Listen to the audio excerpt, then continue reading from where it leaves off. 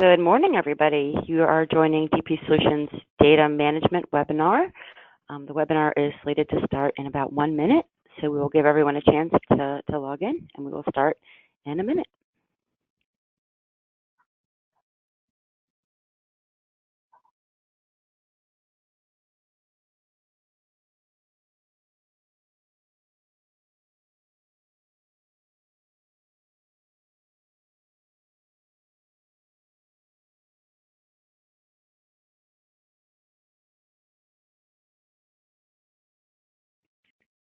Okay, it looks like we've still got a few people logging on, so I'm going to give it just a couple more seconds, and we'll go ahead and kick things off.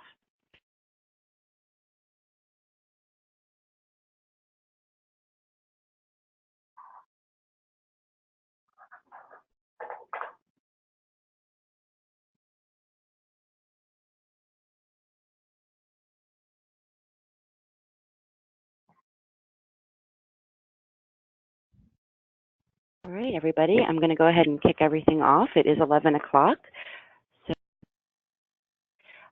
Everyone has been placed on mute just to cut down on any background noise. So if you do have any questions, there is a question box that you can use.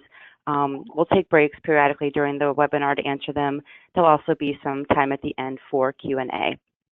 Finally, we are recording this webinar, and it will be available for download on our website later this afternoon. We'll also go ahead and email you out a copy of the recording as well. So with that, I'm going to go ahead and kick it off to today's presenter, Mr. Ben Schmerler. Ben, take it away. Thank you very much, Jill, and thanks everybody for attending today. We're going to, this is our data management webinar, and what we're going to talk a lot about today is the manner in which you and your staff touch, store, share data, and this is a very broad subject. It could touch a lot of different areas, so obviously your particular situation is going to vary. So when this is all done, we'll have our contact information here for you to follow up on. But our hope today with this webinar is to sort of give you a little bit of a crash course, some things to think about, important bullet points to consider when coming up with a general data management strategy.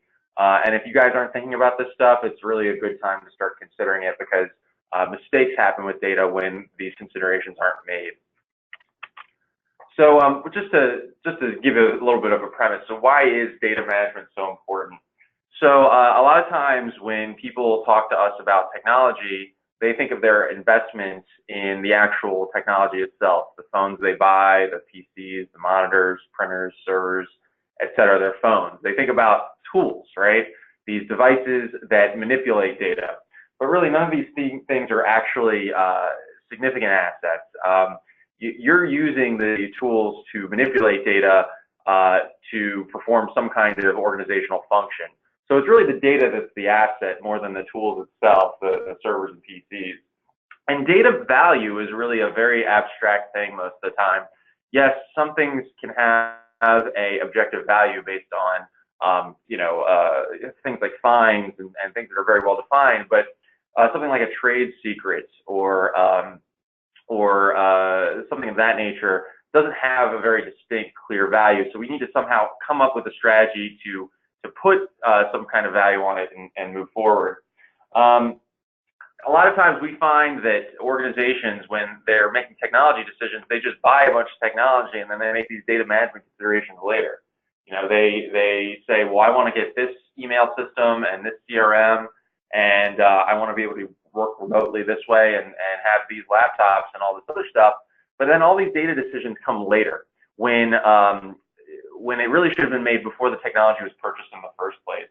And what we really want to avoid is data sprawl. So that critical piece of information, that one piece of data that you need, all of a sudden you find after an incident that it was stored on one person's laptop because they didn't follow the data management strategy, or it wasn't even a part of a data management strategy.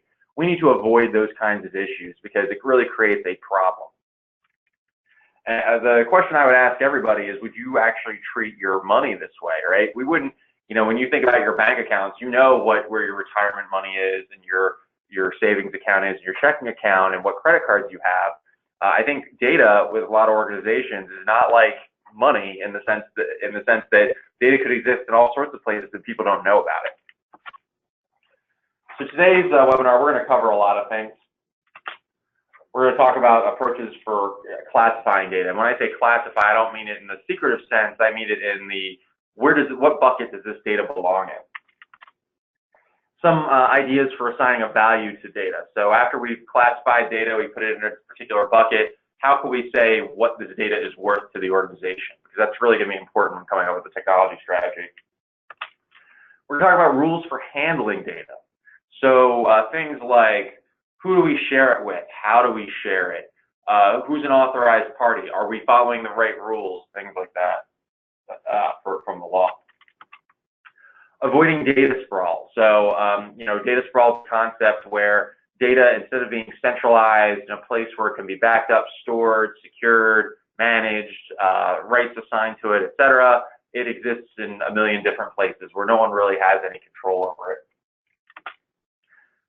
Accessibility and sharing. So we talked, I alluded to this a little bit more earlier, but how should people be able to access data? Should they only be able to access it in the office? Should they be able to access it from any device or only certain devices? What about personal devices? What about email? Is that acceptable? We need to talk about that a little bit.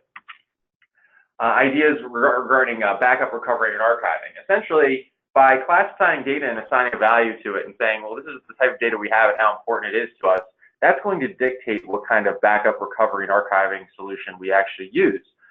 Data, we'll get to this a little bit later, but data that is extremely valuable and extremely needed, we need to have a very sophisticated backup or recovery solution for, whereas other data may not be treated quite as seriously. And then general security and monitoring. So a lot of this is talking about protecting data, but what about the actual privacy of this data so that we're not breaching someone's trust? We're going to use all of these ideas and tools to come up with technology strategy based on this. So as we go through this, just think about how it might apply specifically to your organization and take some notes. And again, if there are concepts that you're not clear on when we're done, this is a really great opportunity for us to follow up and sort of clarify how your strategy meets your data.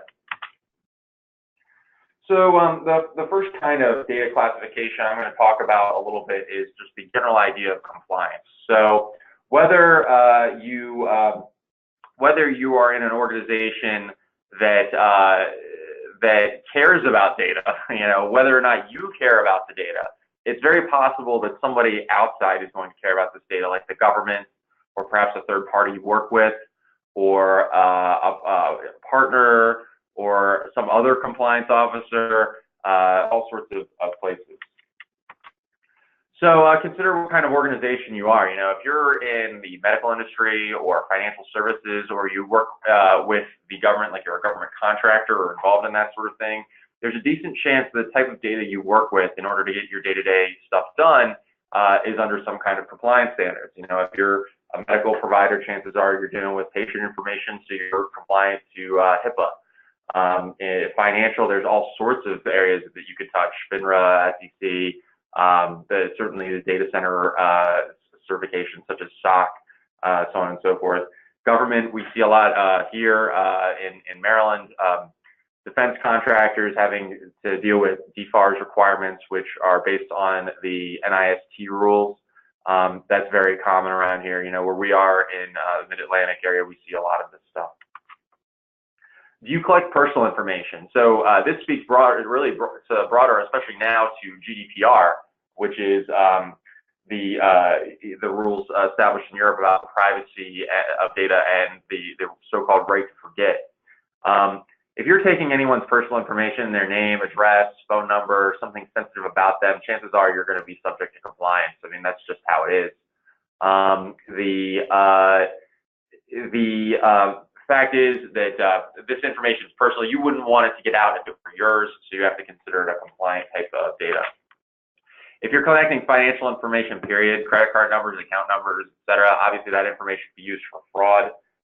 And there's really a significant liability associated with that. I don't know why that just happened. Sorry about that. That was really odd. For some reason, my computer just decided to go out of the slideshow. One moment.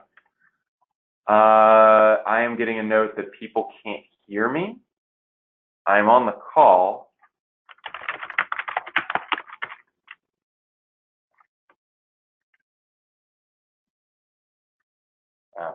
Well, if anyone is having difficulty hearing me, if I'm not coming through, not that you may be able to hear this, Jill says she can hear me. But if there's anybody having difficulty with the webinar, please make sure you comment in the chat so that we know. I mean, from my perspective, everything's fine, but if something is wrong, just let us know. Thank you.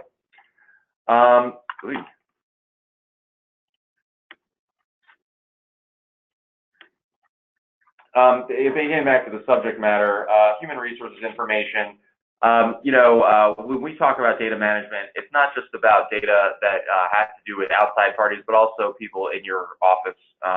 I know I can only speak from my perspective, which is that if DP Solutions somehow lost my payroll information and it was given to a hacker or some unauthorized third party, someone from fraud, some sort of fraud or phishing scheme, or et cetera, I wouldn't be a very happy person. I imagine your employees wouldn't either, and it could subject you to significant liability.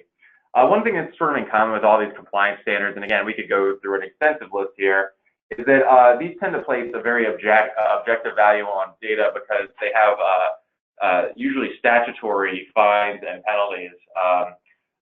There may be the value outside of this, but oftentimes when you're speaking about compliance type data, it is information that actually has a defined value.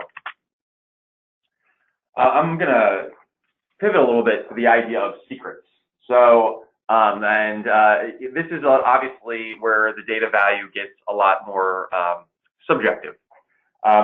If the formula for Coca-Cola was exposed, the company wouldn't pay a fine. Nobody would be suing Coca-Cola because they gave out the formula for Coca-Cola, but their business would be in a tailspin. I'm sure their stock price would tumble. And so you should ask yourself, do you have this kind of information? There's other kinds of information that is secret too. Think about things like performance reviews in a company where you evaluate your employees and you say, well, Joe, he's a really good worker, but he needs to improve his personal skills, or something like that. I mean, this is sensitive information. It could hurt people's feelings. We don't want that information to get out. There's things like marketing budgets or product evaluations that are done, things that you don't want competitors to see. You don't want your competitors to get an edge on you just because they know what you're thinking. So the government isn't going to come after you for any of these types of information, but you should consider what this information means to your organization and then keep it a secret and classify it as such. Another type of data classification is the idea of productivity. So email data, right? There's a lot of emails that people get every day. It sits in their inbox, and this information is usually all over the place. Sometimes it's just a dialogue between two people about the way they're going to handle a meeting. Sometimes it's a coordination sort of thing, or instructions on a task that needs to be done, whatever. And in the general sense, again, you wouldn't necessarily say, well, we're in trouble if this data gets hacked, but we do want to keep the business moving. We want to keep the organization moving along. And so we can't have interruptions to email for a lot of organizations, depending on its role. How about just general important work? For my job, one of the things I do, as a lot of the people on the call may know, is I do technical risk assessments and strategic evaluations. And when I'm finishing this project, I usually write an executive summary, and I do this from scratch. It could be 10 pages long, or maybe 20 in some cases. And as you might imagine, if I don't back up that data properly and then my laptop dies or my computer dies or something like that, I could lose a day or two of work, and that is a tremendous loss. So yeah, nobody's coming after me. No one's going to sue me, but obviously losing that kind of time is a big deal. And then just generally application data. What is the data in your CRM, your customer relationship management system, or your database? What does that represent to your organization? How would you be impacted if access to that data was lost? Or if that data was lost entirely because it was wiped out? What would the impact be? Everything about this stuff, doesn't matter what kind of standards we're talking about, has to be asking what the impact would be if that's lost. Some of it is internal, what would happen to your organization, and some of it is external, what would people do to you if you lost that data? So what we want to do is take that data classification from all those previous standards we mentioned and anything else that you might be able to think of that sort of puts data into its own bucket, and then turn that into a system goal. So the first question is, how have you classified the data? Is it a legal thing? What's the value? Is it objective, or subjective, or really most likely it's going to be some kind of combination of both, right? We're going to get fined by the government, but also nobody's going to want to work with us anymore. The impact of being without the data for a certain period of time. Speaking for myself, if I lost access to a report I wrote for a day, but I knew I was going to get that data back, it might not be the end of the world. But there's information that I might need this very minute. For example, let's say a client contacted us and they asked us to do support on their system. And we need login credentials in order to access their server and begin to do work. Well, if I don't have access to that information in a timely manner and our client is going through a crisis, well, that's a big impact. So as you might imagine at DPS, that information has to be readily available to us no matter what. And we have to build systems in that guarantee that kind of uptime. So consider that for your organization as well. And then the consequences of losing that data entirely. If it was completely lost or stolen, what would I have to do? Who would I have to report to? What would I have to say to my staff? What would I have to say to my third parties? Would there be some kind of way to get out of this? Would I have to close my organization? I mean, these things do happen. There are statistics out there about a insignificant amount of organizations that when they go through a significant disaster and a loss of data, that they just don't come back. That's the end. We're going to pivot a little bit and talk about the idea of data sprawl, which speaks to one of the basically what I would consider to be a major flaw that a lot of organizations have, and really is a function of a lack of control. The first thing that's so important when it comes to avoiding data sprawl is creating a company policy, and by extension, a company culture that defines what your sensitive data is and where it belongs, and you have to be extremely specific. So I usually put this as part of either an acceptable use policy or an incident management policy or any kind of general acknowledgement that you require your employees to have before accessing sensitive data, where we say very specifically that we care about, and this is just throwing stuff out there, and maybe your situation is different, we care about our HR data. We care about these trade secrets. We care about this personal data, and they belong in these places, on this server, in this database, in this file folder, and also where it doesn't belong. You are not allowed to copy this data onto a USB flash drive. You are not allowed to copy this data to a personal machine that you're using to work on remotely. You are not allowed to email this data. You're not allowed to text this data, or if you are allowed to do these things. The policies and the channels and the storage locations need to be very specific, and they should be understandable by a layperson. And so it doesn't necessarily need to be specific in the sense that it lists the entire directory in which a file goes, but somebody should be able to read that and know what to do as a result of that policy. We want to define acceptable use as it pertains specifically to sensitive data. Why does the organization even have this sensitive data? Well, we're a medical office, and since we treat people for, we're an eye doctor, for example, we obviously have patient records and insurance information, so on and so forth. As a defense contractor, we work on this kind of design for this Department of Defense thing or whatever. We also want to say, when in acceptable use, what channels are allowed to transmit the data. Well, when you're transmitting personally identifiable information, PII, a very common term when talking about sensitive information, you are only allowed to send it via encrypted email, not regular email, but encrypted email. You are forbidden from texting it. You are allowed to use our secure Dropbox page. You are not allowed to share it with anybody. Maybe the policy. You're only allowed to share it. As a medical provider, you're allowed to share this patient record with an insurance company or another care provider, and this is the way in which you do it. It's not uncommon. I was doing an assessment one time for a medical provider where they were talking about doctors who were texting each other patient information in order to get, some advice on a treatment strategy. They were just saying, well, we weren't too specific. We just talked about these things, and we were just sending text messages. And I think to myself, how do you come up with a treatment plan, and how do you justify that treatment plan when all of the communication about how this was happening took place in these very nebulous channels? We can't allow that. Oh, and I have a few notes on that. If possible, you want to restrict the saving and access to certain files. So there are technology tools that will basically either allow or ban this kind of stuff, period. So, for example, certain users don't have rights to these folders. There are, with Microsoft Office 365, for example, there are DLP policies, data loss prevention policies that say, oh, if you're going to send something that falls under the HIPAA data loss prevention policy, we are automatically going to encrypt that message so that it takes away the a lot of the errors that a human may make in that situation. So there are some technology tools that can help reinforce this policy. That said, the first bullet point here is very important. Even though we have technology tools that help enforce the policy, it's really important that the employee understands why this stuff matters and what they need to do.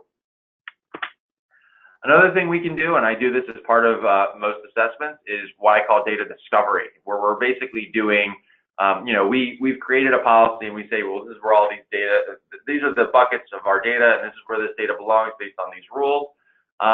You still want to verify that, and so there are certain tools we can use to scan and look for locations of PII and say and find out that, hey, this person maybe knowingly or unknowingly had been storing credit applications on their laptop. Maybe it was because it was a temporary file that didn't get deleted. Maybe it was because that person didn't know any better. Maybe they thought they were putting it in the right location and they weren't. Like anything else we would do, like vulnerability testing, configuration auditing, et cetera, the assessment process is still valid. It's not that we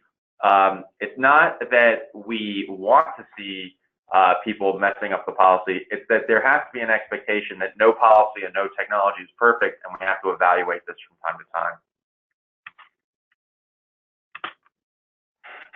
We're going to talk a little bit about access and sharing now, pivoting once again. So one of the HIPAA terms I really like is the so-called minimum necessary standard. And that standard basically says that staff should only have access to data that they need and nothing further. And this is quite valid.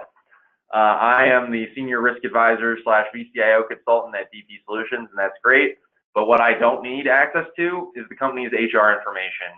Jill's on the line with us. I do not need access to her personnel files. This is not a part of my role. It's not appropriate, and we can just stop that. I don't need that. And it's not that I'm a lower level employee who we don't trust or something like that. It's just that we need to limit access to what I need and nothing else. What if somebody compromises my account?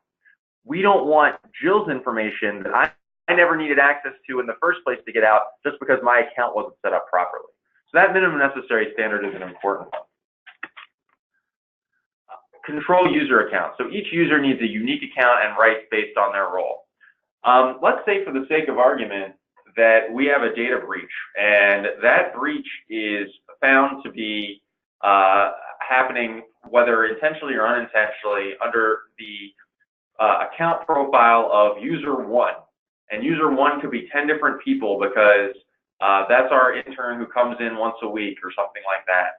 Well, how are we supposed to reinforce policies, hold people accountable for meeting those policies, knowing what individuals are doing what for any given reason, if we don't put people on unique user accounts? I really think that's important if you care about the data that you're using. Data loss prevention. So I brought up this in the previous slide, but there are tools that can flag data and prevent unauthorized sharing and access. And this is a very broad category. There are a lot of different tools that can and can't do this. It may or may not be plausible for your organization based on cost and viability. But there is something to be said for using technology to sort of to put a check on the policies that are already in place. And one thing that a lot of people just generally don't even think about when it comes to data, but it's a major source of breaches, is printing.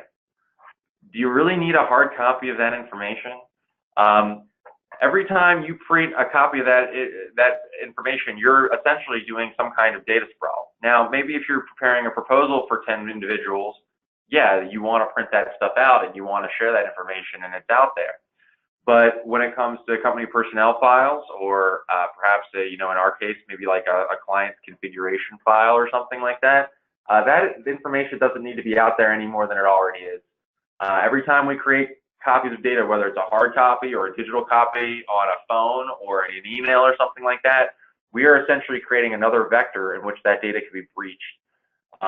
The less exposed it is, the less likely it is to be breached. So technology really is like this risk management bucket. The more applications you add, the more data you add, the more nodes you add, the more channels you give to people to access this information or manipulate this information, the more potential outlets there are for that information to be abused or breached or harmed. And so I usually tell people, flexibility is great, and we want to create workflows and solutions that allow people to work in a way they're comfortable, but sometimes we do need to cut the line a little bit on freedom, because the more freedom we give, the more potential security issues we run into. Moving on, we're going to speak a little bit about backups. So how would you be impacted if you lost data for 1 hour, 6 hours, or 1 day? What most people don't consider when making these decisions are the actual organization's needs. So they think about the idea of, well, if I purchase this backup, it's going to cost me this many dollars per month. And my budget says that I only have this many dollars per month for the backup. And really, that's kind of a backwards way of thinking. The first thing you have to consider is those data classification and value questions that we brought up earlier. What kind of data is it? How liable will we be if it was inaccessible? And what kind of impact would it have to the organization? And really, that's what should be dictating the backup budget, and then obviously the backup solution as an extension. So think about it. It's possible, and looking at this little graphic here, that some of your data you may need in an hour and other data you may need in a day, and that's fine. This is what we call recovery time objectives, or RTOs, if you've ever heard of that term before. How long are we going to be without this data? As I said, not all data needs to be accessible in an hour, and you can save a lot of money by not making data instantly accessible, as long as that doesn't cause a significant impact to your organization in the event of an incident. As I said, this works on RTOs. The other measure for backups and recovery is the recovery point objective. How far back is acceptable before you lost the data? So essentially, at what point in time are we turning the time machine back to when we're getting the data? I am working on this slide deck right now, and so we made our final revisions on this slide deck, I believe, last week. And so fortunately, our backup would give us a copy of the slides as it exists today. That said, the email I sent this morning, if our Exchange server went down, I know I could get some of it back, but I don't know exactly what recovery point we have with that. It probably wouldn't be the one I sent a minute ago. Just a guess. I'm not familiar with it. But the point is that you have to determine how far back is acceptable, and this is going to determine recovery points. You may be surprised at how quickly accessible some of this data is in terms of recovery points based on technology. As you might imagine, the faster your recovery point is, the less far back we went in time that your recovery point is, usually the more expensive the solution gets and the tougher it is to maintain. You also need to consider the fact of how many recovery points you may need. We discovered that a security incident happened 3 days ago. And so now we need a recovery point from 3 days ago, because that's when we think that the data we need is actually in an acceptable format. So that's a part of the consideration too. It's why we have, you may have heard of the idea of backup rotation. Why you don't have just last night's backup, you have a backup for a week and then a month or maybe 6 months or something like that. This is just simply have different recovery points just in case something happened and we didn't know about it.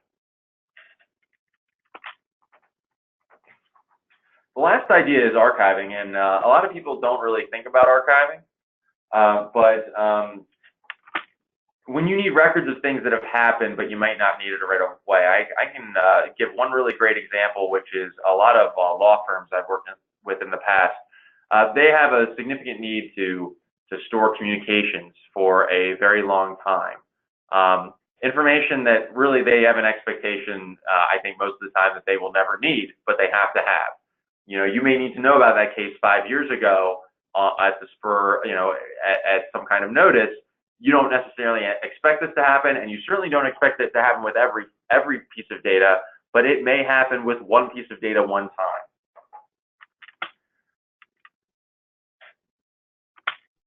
There we go. The great thing about this is that it makes backups easier. Imagine if you've got terabytes upon terabytes of data that you need to back up, data that's all important. But out of say 5 terabytes of data, 4.8 terabytes of this data is data that you really don't expect to need in a quick amount of time, or maybe ever. Well, putting it into a so-called cold storage or an archive will make that that data backed up in a much cheaper fashion, and makes the actual technology easier to implement and manage. The storage tends to be extremely cheap, because the expectation, again, is it's just sitting in a locker somewhere. Imagine in Raiders of the Lost Ark, it's the Ark of the Covenant sitting in the big warehouse. It's just sitting there, and they just pull it out at some point. It's out of sight, out of mind. You know, when this data is here, you don't really have to think about it. You don't have to manage it every night. You don't have to know if there's really a bunch of testing done. It's just being taken care of. In a compliance realm, it's often very important. If we need the records, we just need to have this archive.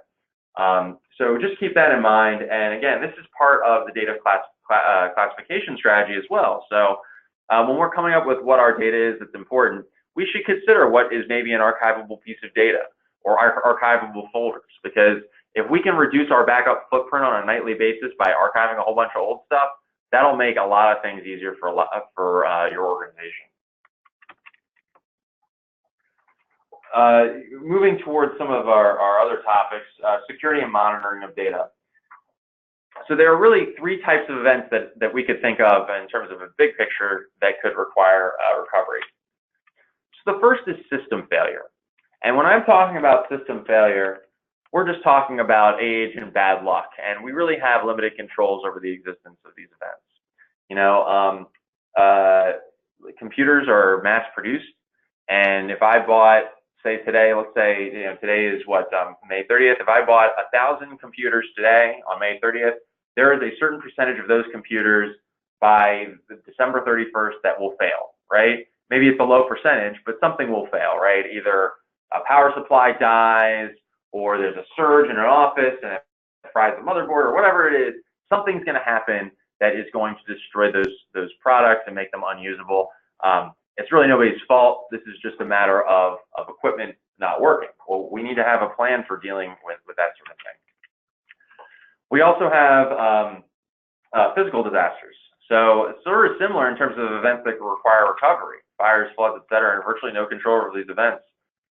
You know, if the building, I mean, obviously we have fire protection systems and things like that, but if a flash flood happens, you know, you're just sort of the victim of circumstance. You can't put up your arms and say, you know, stop this from happening, or plan this from happening. Some of these events are truly acts of God.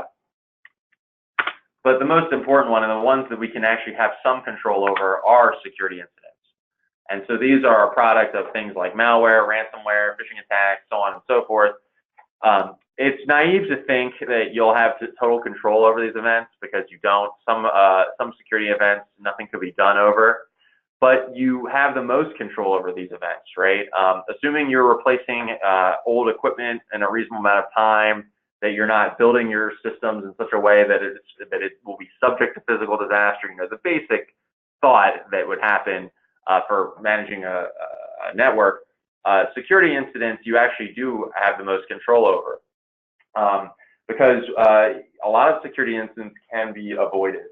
If you've ever attended any of my other webinars, we've gone through a lot of potential incidents where the user control and user behaviors could have prevented these events.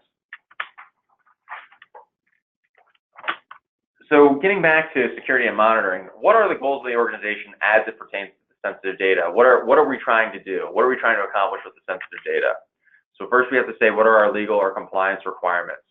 What do we have to do? What are we required to do for certain amounts of data? One great example for this is, we offer a managed security operations center, what we call it SOC as a service, where there's monitoring of systems for suspicious events and things 24/7. There's intrusion detection systems, et cetera. These can be very sophisticated solutions, and as a result, they can cost a little bit of money.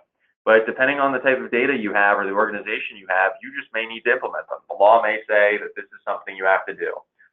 If you have credit card information, for example, on a server at rest that you're storing, let's say you have 10,000 credit card numbers, you are required to encrypt them from PCI. That is just a requirement. There's no working around that. There's not a lot of strategy here.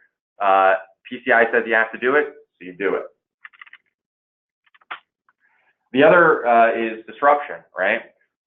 If we don't have access to this data because our system is going through a ransomware attack, what are the consequences to the organization? Maybe that SOC, that IDS or whatever, even though it's a very expensive thing and nobody's forcing us to do it, maybe we need to do it because we can't deal with a security incident that takes us down for a long time, or we need to be agile enough to detect these things up front. So we have to ask ourselves, well, what is the impact of a disruption, a security disruption to our organization, and what kind of security do we need to keep that in mind? Remember, everything we're talking about today, all I would ask you as the end user is to answer the organizational questions for yourself. Because then when you ask somebody like me or any kind of other IT advisor to give you a solution, that's all that's going to be based off of is what you tell me for your organization. Well, Ben, because we cannot deal with an outage for a day, I know what kind of backup or security solutions we need. But I need you to articulate that to me because you guys know your organization better than I do. We also have the exposure thing. So in HIPAA, for example, if you have a significant enough data breach of patient records, not only do you face fines and penalties from the government, but you also have to report it to the media. So your organization is exposed. You face huge embarrassment. And really, those embarrassments could impact the viability of your organization. Consider Volkswagen. The incident that happened with the EPA and their fudging of those emissions numbers is incredibly embarrassing, and it cost them, I imagine, billions of dollars to deal with the exposure of that incident. Well, obviously not exactly an IT security incident, but incidents could happen to your organization that are IT security related that could put egg on your face, and we really want to avoid that. So your security must align with these goals. I don't expect anybody on the line to know exactly how to secure your system. That's an unreasonable expectation when you guys are all trained in other things. But what I do expect is that you guys understand what your goals are as an organization so that technologists can help come up with these goals, or come up with a solution. So as we get towards the end, let's talk a little bit about sophisticated solutions and how they support these general goals. We've talked a lot about coming up with the goals, but let's talk about a little bit with the solutions themselves. So I mentioned SIM and intrusion detection. SIM is security information and event monitoring. So all of this focuses on monitoring events and traffic and seeks to identify incidents quickly and then supports privacy, integrity, and availability of data. Something weird happens, a system detects that, it tries to correlate those events to recognize that an attack is happening, and it seeks to stop that attack in its tracks, either by actually shutting it off or alerting IT support to deal with this. It's a very sophisticated solution, and so they tend to have a little bit of investment involved, but they are extremely effective and oftentimes required. Another solution that I often talk about, especially if you guys, anybody's ever worked with me, you know I'm a big believer in it, which is encryption. So we have the encryption at rest, which is like encrypting a drive. If you put a disk in a server and then you encrypt that server, and then somebody goes in and pops that disk out and that data is encrypted and they don't have the encryption key, they can't read that data. So they physically have the data in their hands, but they can't read it because the drive is written in a language that they won't be able to understand. You have the same kind of encryption, but in transit. So I have a piece of data that's going through an email and it's going over the public web. like all this other traffic. But as it goes over that public web, it's wrapped in a little blanket of encryption that only me and the recipient can read. So I know that even though it's going over the public web with my Google search and the YouTube video I'm watching and the Netflix show and all this other stuff, that data is private because it's wrapped up in an encryption bubble. It's very much a privacy solution more than anything else. It's not, encryption isn't going to protect your data in the event of ransomware because it's just gonna wipe the data, but it will make that data a little bit more private. We also have mobile device management.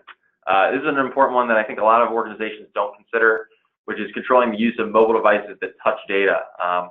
Remember, I was talking a lot about data sprawl and keeping data in centralized places. Well, if people have the rights to do things with personal cell phones to access data, whether that's send emails or download it to the phone or access Dropbox or whatever, and then they leave and I have no control of that phone, well, now my data is essentially breached with an employee who no longer works in my office. Another very important privacy thing, and I would also say to some extent perhaps integrity and availability, depending on the nature of the data and where else it sits.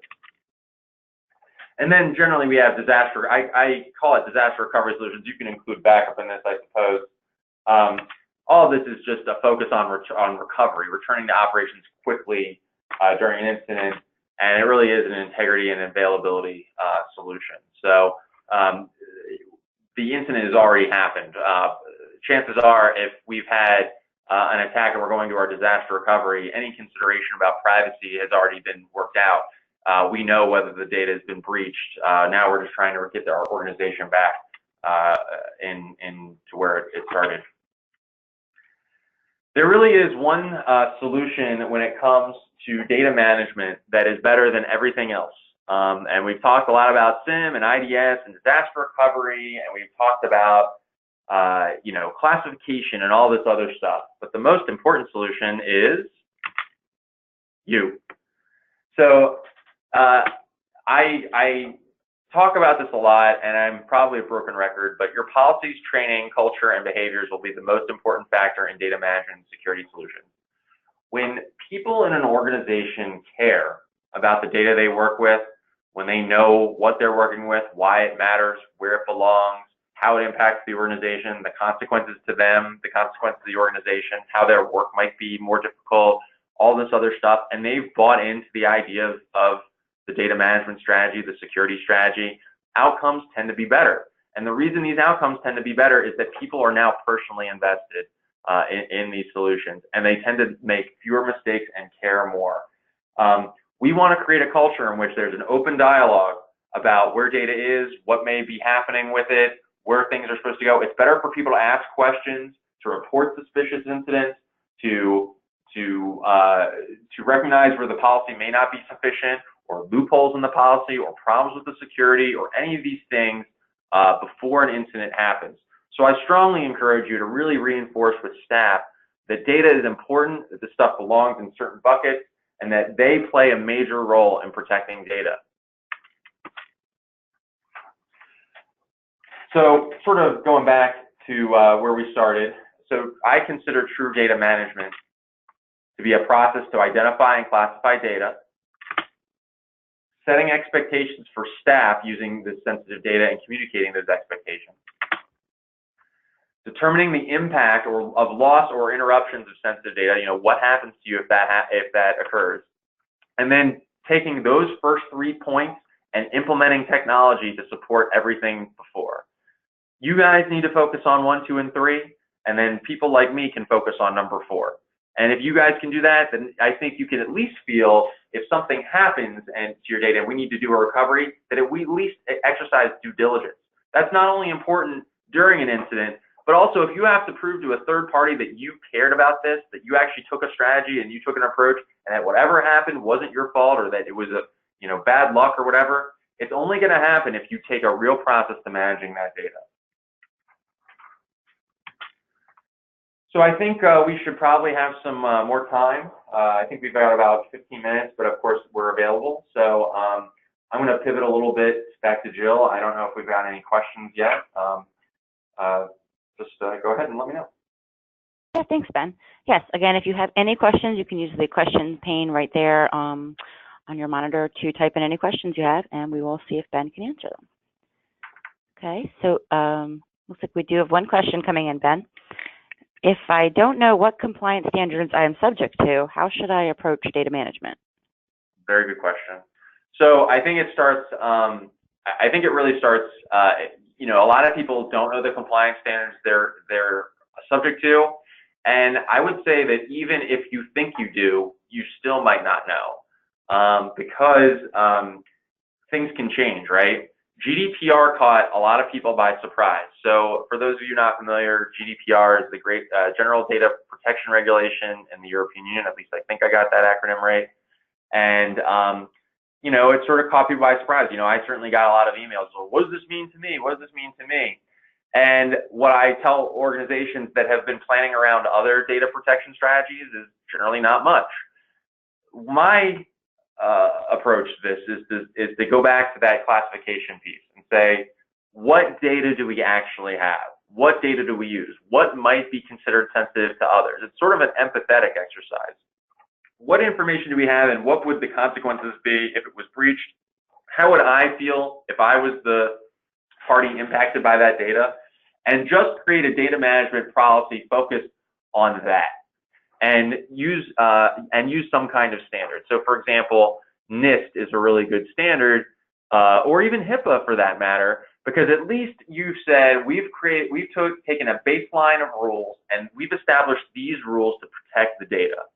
If somebody ever comes along and says, well, you're protecting yourself for HIPAA, but now you need to be PCI compliant, well, that's not actually a big ask, because if you're already doing things for HIPAA and you're already doing a number of controls, there's certainly overlap with these other compliance standards, but also you're really going to be working on the margins of compliance standards.